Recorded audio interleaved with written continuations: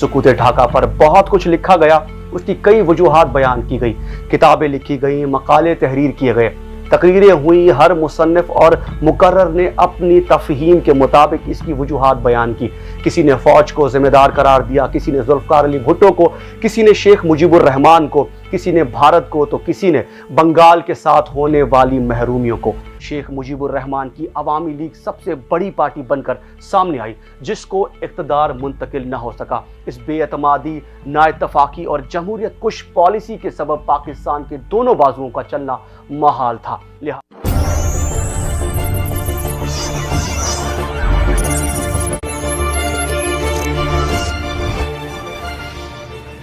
আসসালামু আলাইকুম, আপনারা কেমন আছেন? আশা করি সবাই ভালো আছেন। আমি জুনেদ আলী, আপনারা দেখতেছেন জুনেদ আলী অফিশিয়াল। আমি আপনাদের জন্য একটি ভিডিও ফ্লাই করতে যাচ্ছি, সবাই দেখবেন। আশা করি সবাই দেখবেন, ভালো লাগবে। रीज़न क्या है बांग्लादेश के अलग होने से, पाकिस्तान के साथ से क्यों अलग हुआ, और आज तक 50 साल कंप्लीट होने वाले हैं। आज भी हम लोगों ने अपनी गलतियों से कुछ भी नहीं सीखा। आज तक हम लोगों ने इसकी गहराई में जाने की कोशिश नहीं की कि आखिर क्या रीज़न था कि बांग्लादेश पाकिस्तान से अलग हुआ। इसकी एक वजूहात नहीं थी, इसकी हज़ारों वजूहात थी। किसी ने अपना नज़रिया पेश करते हुए बताया, फ़ौज को ज़िम्मेदार ठहराया, किसी ने जुल्फ़कार अली भुट्टो को, तो किसी ने याह्या खान को इसका ज़िम्मेदार ठहराया। हर मकतबा फ़िक्र के लोगों ने अपनी अपनी बात की। आज देखने वाले हैं कि पाकिस्तान के लॉयर, पाकिस्तान के वकील, पाकिस्तान के कानूनदान इसके ऊपर क्या बात करते हैं, क्या रीज़न निकालते हैं, किस गहराई से बात करते हैं। आज बांग्लादेश के पाकिस्तान से अलग होने के 50 साल मुकम्मल होने के बाद आज का लॉयर, आज का कानूनदान पाकिस्तान और बांग्लादेश के अलग होने के रीज़न के ऊपर क्या बात करता है, आज इसी हवाले से वीडियो है। वीडियो में जाने से पहले आप दोस्तों से गुजारिश है, अगर आप चैनल पर नए हैं तो चैनल को सब्सक्राइब कर दें, साथ बने बेल आइकॉन को भी दबा दें ताकि आपको वीडियो का नोटिफिकेशन सबसे पहले मिलता रहे। चलें वीडियो स्टार्ट करते हैं। 1 2 3 गो। वालेकुम अस्सलाम। National interest. पाकिस्तानी कौम हर साल 16 दिसंबर को वतन अजीज के 2 लख्त होने का शोक मनाती है। इस सानहे को 49 बरस बीत चुके हैं, लेकिन अभी तक सबक सीखने की कोशिश नहीं की गई। इसमें कोई शक नहीं कि किसी भी कौम को अपना तशख़्ख़ुस और वजूद बरकरार रखने के लिए नाकामियों और गलतियों से सबक हासिल करना ज़रूरी होता है। सुकूत ढाका पर बहुत कुछ लिखा गया, उसकी कई वजूहात बयान की गई, किताबें लिखी गई, मकाले तहरीर किए गए, तकरीरें हुई। हर मुसन्निफ और मुकर्रर ने अपनी तफहीम के मुताबिक इसकी वजूहात बयान की। किसी ने फ़ौज को ज़िम्मेदार करार दिया, किसी ने जुल्फ़कार अली भुट्टो को, किसी ने शेख मुजीबुर रहमान को, किसी ने भारत को, तो किसी ने बंगाल के साथ होने वाली महरूमियों को। आज मैं इस मौजू पर तफसीली बात करूँगा, तमाम तर पहलू आपके सामने रखूँगा। आखिर ज़िम्मेदार कौन है, क्यों पाकिस्तान 2 लख्त हुआ। पाकिस्तान के पहले वज़ीर आज़म लियाकत अली ख़ान की शहादत के बाद एक ब्यूरोक्रेट को गवर्नर जनरल के ओहदे पर बिठाकर ख्वाजा निज़ामुद्दीन को वज़ीर आज़म का कलमदान सौंप दिया गया। कुछ ही अरसे बाद मोहम्मद अली बोगरा को वज़ीर आज़म बनाकर इक़्तिदार से बंगाल की नुमाइंदगी ख़त्म कर दी गई, जहाँ से मायूसी में इजाफा हुआ। 1956 के आइन से बंगाल बहुत खुश था, मगर 1958 में मार्शल लॉ ने बंगाल की सियासी कुव्वतों को फिर से मायूसी की दलदल में धकेल दिया। फौज की सीनियर रैंकिंग में सिर्फ 2 बंगाल ऑफिसर थे, जिनमें एक कर्नल और एक मेजर जनरल था। लिहाजा मशरकी पाकिस्तान के लोग ये सोचने पर मजबूर थे, अगर फौज को हुकूमत करना है तो इक़्तिदार तक हमारी कभी रसाई नहीं होगी। 1 यूनिट के क़याम का मकसद भी मशरकी पाकिस्तान के वोटों की ताकत को कम करके मगरबी पाकिस्तान के बराबर लाना था। 56% और 44% को बराबर करार दिया गया। बात यहाँ नहीं रुकी, बल्कि मगरबी पाकिस्तान की नौकरशाही ने सिविल और मिलिट्री ब्यूरोक्रेसी से साजबाज करके कौमी इदारों पर अपनी गिरफ्त मजबूत करते हुए सियासी कारकुनान का बुरी तरह एहतसाल किया। मशरकी पाकिस्तान के हर ज़िले का DC और SP मगरबी पाकिस्तान से लाया जाता था। मादर मिल्लत फातिमा जिन्ना ने जब शमअ जमहूरियत रोशन की तो मशरकी पाकिस्तान की सारी क़यादत उनके साथ खड़ी नज़र आई। जनरल अयूब के दौर में होने वाले इलेक्शन में मोहतरमा फातिमा जिन्ना को हरा दिया गया, जिसमें बंगाल की जमहूरी कुव्वतों और अवाम के लिए बहुत बड़ा धचका था। बात यहाँ ख़त्म नहीं हुई। बंगाल से ताल्लुक़ रखने वाले स्पीकर कौमी असम्बली मौलवी तमीज़ुद्दीन के साथ भी हतक आमेज़ सलूक के वाक़यात ने भी दिलों में दरार डाली। इसके बाद 1965 की जंग में बंगाल की आवाम ने देखा कि सारी कुव्वत मगरबी महाज की हिफाजत पर मामूर है, जिसकी वजह यह बताई गई कि मगरबी महाज पर दबाव बढ़ाने से बंगाल का दिफा होगा। इस हिकमत अमली के सबब बंगाल की आवाम अदम तहफ़्फ़ुज़ का शिकार हो गई।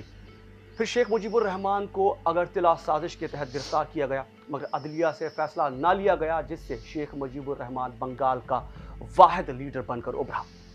1969 में अयूब खान ने बीमारी के सबब इक़्तिदार अपनी सदारत छोड़ दी, तो कानून के मुताबिक कायम मकाम सदर स्पीकर कौमी असम्बली को होना चाहिए था, मगर स्पीकर का ताल्लुक बंगाल से था, इसलिए ऐसा न हो सका। इक़्तिदार एक दूसरे जर्नल को मुंतकिल कर दिया गया। 1970 में होने वाले आम इंतखाबात और इनके नतायज को तमाम तर पार्टियों ने तस्लीम किया। शेख मुजीबुर रहमान की अवामी लीग सबसे बड़ी पार्टी बनकर सामने आई, जिसको इक़्तिदार मुंतकिल न हो सका। इस बेअतमादी, नाइतफाकी और जमहूरियत कुश पॉलिसी के सबब पाकिस्तान के दोनों बाजुओं का चलना महाल था। लिहाजा क़यादत की नाकामी, बैनुल-अक़वामी साजिश, भारतीय जाहरियत और बंगाल के बासियों के महरूमियों ने पाकिस्तान तोड़ डाला और यूं कायद-ए-आज़म मोहम्मद अली जिन्नाह का पाकिस्तान आधा रह गया।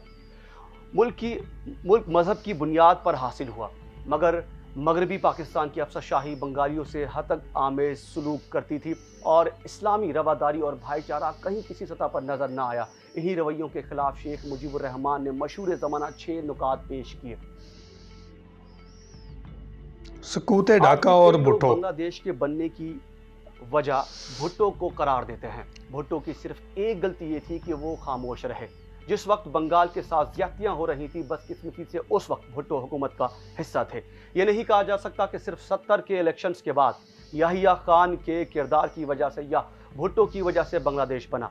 इसमें काफ़ी अवामिल शामिल थे, जिसमें बड़ी वजह बंगाल की आवाम में एहसास महरूमिया। 65 के जंग के बाद जुल्फ़िकार अली भुट्टो और जनरल अयूब खान के दरमियान इख्तलाफात बढ़ गए और यूं जुल्फ़िकार अली भुट्टो हुकूमत से अलग हुए और अपनी एक अलग पार्टी बना डाली। शेख मुजीबुर रहमान ने भी अपनी अलग जमात अवामी लीग बना डाली। शेख मुजीबुर रहमान ने 66 में अपना 6 पॉइंट एजेंडा पेश किया। वैसे तो बाकी मामलात पर भी एतराज़ थे, मगर 6ठे पॉइंट जिसमें अलग आर्मी रखने की बात की गई थी, वो मगरबी पाकिस्तान को किसी तौर पर काबिल कबूल नहीं था। मुजीबुर रहमान और भुट्टो ने अपनी सियासी सरगर्मियाँ शुरू करने के साथ साथ इलेक्शंस का मुतालबा किया और अवामी मकबूलियत भी हासिल की।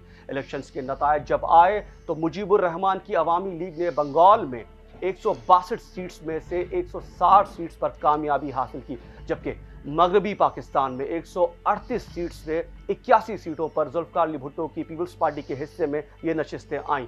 टोटल सीट्स की तादाद 313 थी, जिसमें से 300 नशिस्तों पर इलेक्शन हुए थे और 13 नशिस्तें ख़वातीन के लिए मुख्तस थी। जनरल याहिया खान के लिए ये नतायज काफ़ी हैरान कुन थे, क्योंकि उन्हें ये ही बताया गया था कि कोई भी मशरकी और ना ही मगरबी पाकिस्तान में अक्सरियत हासिल कर सकेगा और एक कमज़ोर हुकूमत वजूद में आएगी। जनरल याहिया खान हत्ता के मुजीबुर रहमान को भी वज़ीर आज़म बनाने के लिए तैयार थे, लेकिन मुजीबुर रहमान अपनी 6 पॉइंट्स पर किसी भी तौर पर समझौता करने के लिए तैयार न थे। वो चाहते थे कि मरकज़ सिर्फ 3 वजारतें करंसी, दिफा और खारजा उमूर अपने पास रखे, बाकी इदारे और वजारतें सूबों को दी जाएं। भुट्टो भी मुजीबुर रहमान को दिल से वज़ीर आज़म मानने के लिए तैयार न थे।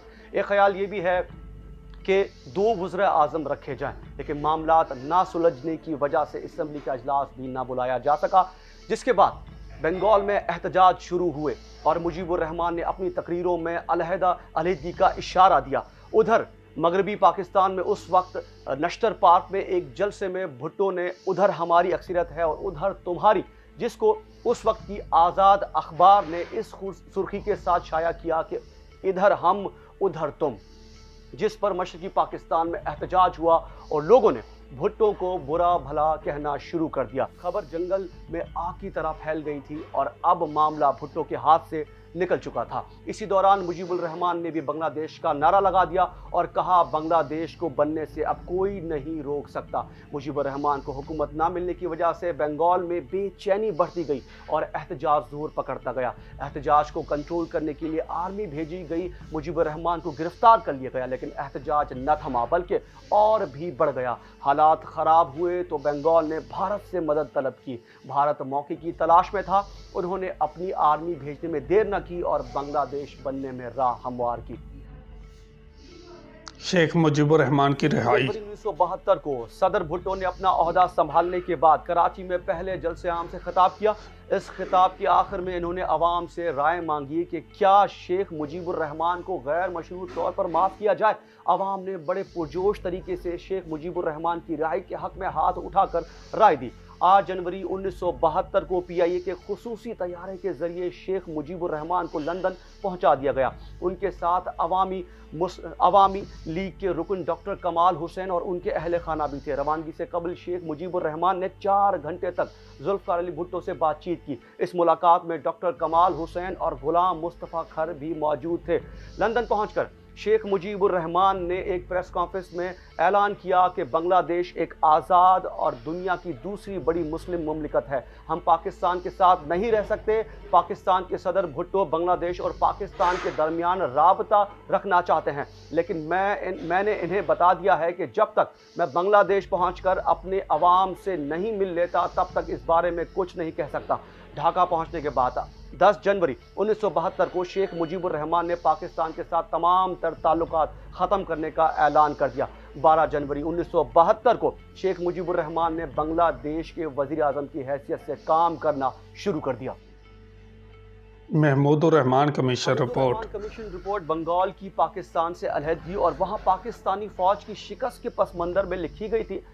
जो जुडिशल कमीशन ने ये रिपोर्ट लिखी थी उसके सरबराह साबिक chief justice supreme court of Pakistan justice Hamoodur Rahman थे और इसके दूसरे 2 अरकान में भुट्टो के अदालती कत्ल में मुलव्विस साबिक chief justice Lahore high court justice Anwarul Haq और साबिक चीफ जस्टिस सिंध और Balochistan high court justice Tufail Ali Abdul Rehman शामिल थे। इस कमीशन में फ़ौज की नुमाइंदगी लेफ्टिनेंट जनरल अल्ताफ़ कादिर ने की थी। फ़ौजी अफसरों के बयान हो या फिर जज साहिबान की ऑब्जर्वेशन, सब में एक ही बात मुश्तरक है, वो ये कि मशरक़ी पाकिस्तान की अलहदगी को भारतीय साजिश करार दिया गया था। किसी ने भी ये नहीं कहा कि मगरबी पाकिस्तान की फ़ौज, सिविल ब्यूरोक्रेसी और सियासतदानों ने बंगाल की आवाम से ज़्यादती की और इनके हुकूक सलब किए। ये था आज का प्रोग्राम। आपको फैसला करना है कि पाकिस्तान को दोलख करने में किसका किरदार था। क्या आज फिर हम वही महरूमियाँ और नफ़रतें फैला रहे हैं? इस पर अपनी राय से आगाह कीजिएगा। अल्लाह ताला पाकिस्तान का हामी और नासिर रहे। अली हुसैन को अब दीजिए इजाज़त। अल्लाह हाफिज़। तो जी ये थी वीडियो, और वीडियो के अंदर इतनी तफसील के साथ ये बात बताई गई है कि आखिरकार रीज़न क्या था पाकिस्तान और बांग्लादेश बनने में, और सबसे बड़ा जो रीज़न यही था कि महरूमियाँ, नाइंसाफ़ियाँ और उनको हकूक़ ना देना। 6 पॉइंट जो शेख मुजीबुर रहमान के थे उनमें कुछ बातें मिल के हल कर ली जाती तो आज हालात कुछ और होते, और जो केसेस शेख मुजीबुर रहमान पे बना के उसको बैरकों के पीछे भेज दिया गया, क्या उनकी ज़रूरत थी? क्या फौजी ताकत के साथ इस सूबे की आवाज़ को दबा सकते थे? नहीं। कोई भी मसला हो उसका एक ही हल होता है, बैठ के बातचीत का।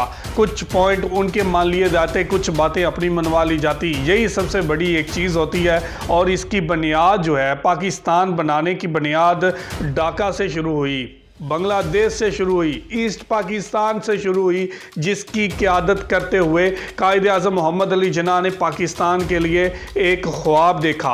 अल्लामा इकबाल ने एक ख्वाब देखा पाकिस्तान का, और कायदे आज़म ने इसकी तकमील के लिए जो जद्दोजहद की, और लाहौर के मकाम पे 1923 मार्च 1940 को करारदाद पाकिस्तान पेश करने वाले AK फजलुल हक जो कि बंगाल से थे और जिनको शेर बंगाल भी कहा जाता है, और सभी पाकिस्तानियों का मिलके ये पाकिस्तान बनाना, जिसकी बुनियाद ये थी ला इलाहा इल्लल्लाह मुहम्मद रसूलुल्लाह सल्लल्लाहु अलैहि वसल्लम। और उस पाकिस्तान में ऐसी नाइंसाफियाँ हुई कि ये मुल्क दो टुकड़े हो गया, और कभी किसी ने ये सोचा भी ना था कि जो 1947 में एक मुल्क बन के उभर रहा है वो किसी टाइम में एक दूसरे से अलग हो जाएगा।